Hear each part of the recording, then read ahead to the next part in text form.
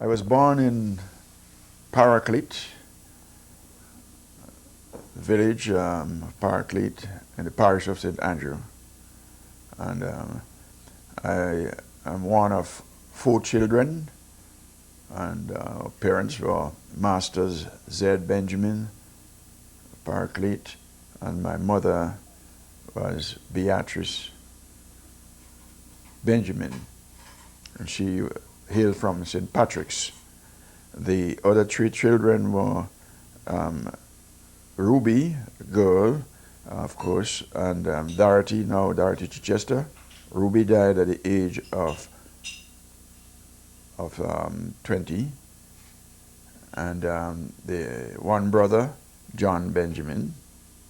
We went to the St. Patrick's High School in the late 30s, and from there I was selected to do a teacher training scheme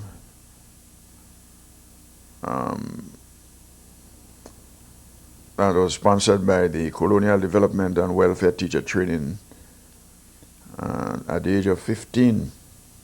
And this was very exciting, and we attended training services for 3 days a week, and you do teaching practice for 2 days. And at the end of 3 years, we are recognized as qualified teachers. And during the 3-year operation, it's interesting to note that the salary was $6 per month. $6 a month for 3 years. And if you take 3 exams, 1 for each year, if you fail any of them, you will be discarded. Well, I managed to survive, struggle my way through.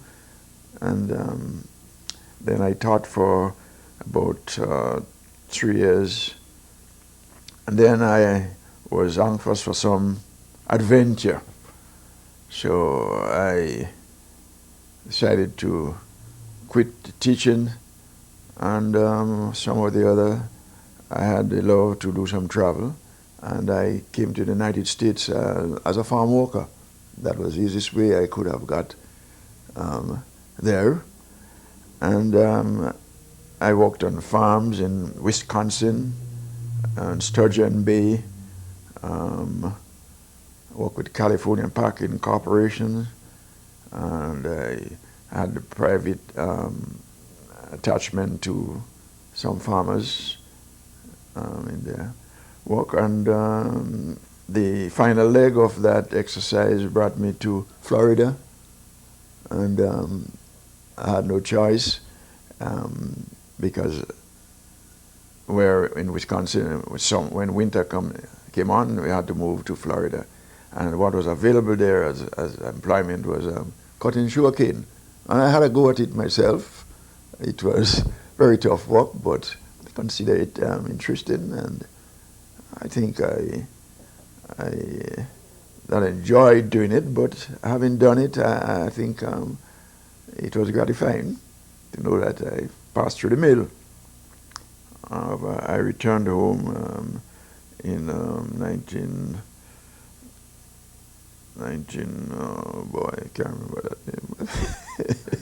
So when I came back from the States, I got married in 52, and I was just then 21, yes, and my wife was 17. And that was quite a challenge for in those days. It was not usual to see people getting married so very young. As a matter of fact, I remember a song at that time there. They tried to tell us we're too young to really be in love. And if you didn't know the meaning of or whatever, anyhow, but that was the thing, too long to be in love. And the marriage is continuing up to this day, and we have 3 children, three children, Roland, Gentle, and Carl. And they are three wonderful children. And coming out of that marriage there, we have some grandchildren, two grandchildren, and one great-grand. Three grands. And you got two great-grands. Three grands and two great-grands. Right. Wow. Could you imagine? Another great-grand on the way. Well, that's quite an achievement. After I got married, I didn't go back into the teaching stream. By that time, the experience I've had, been exposed to in the States, where farming is done on a commercial basis and what have you, and improved techniques, and so I accepted a job on an estate as the manager. Or prior to accepting that job, I was attached to the Grenada Cocoa Association agronomy division, and there was a process of propagating plants. Instead of using the seeds, you use the cuttings, which give you a better planting material with a higher yield and all the rest of it there. So that had to be propagated, the young branches of the cocoa. And I was assigned as an apprentice in that area. And after working for, I think, about 2 years there, I got the job to be overseer on an estate in St. David, called Laura Estate. And I used the opportunity to implement some of the skills that I learned at the cocoa propagation station. And before long, we had fields planted out with plants that would produce. And that was the first private cocoa propagating station. The government owned the first one, and then I was doing that as my own little project. However, on that estate, there were lots of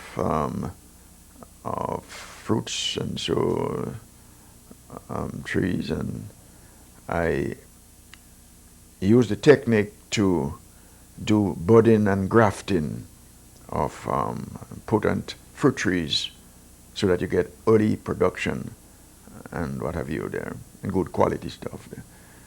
And that experience, I produced a lot of that stuff there. I remember I even had a little local zoo. I had the Amalido, what we call Tatu. We had the opossum, we call Manikou, and we had the land tortoise, and I had birds in cage and what have you there. And it was interesting. And until Hurricane Janet came in '55 and did a lot of destruction in the agricultural field. And it was time then for me to move, it did appear, to new pastures.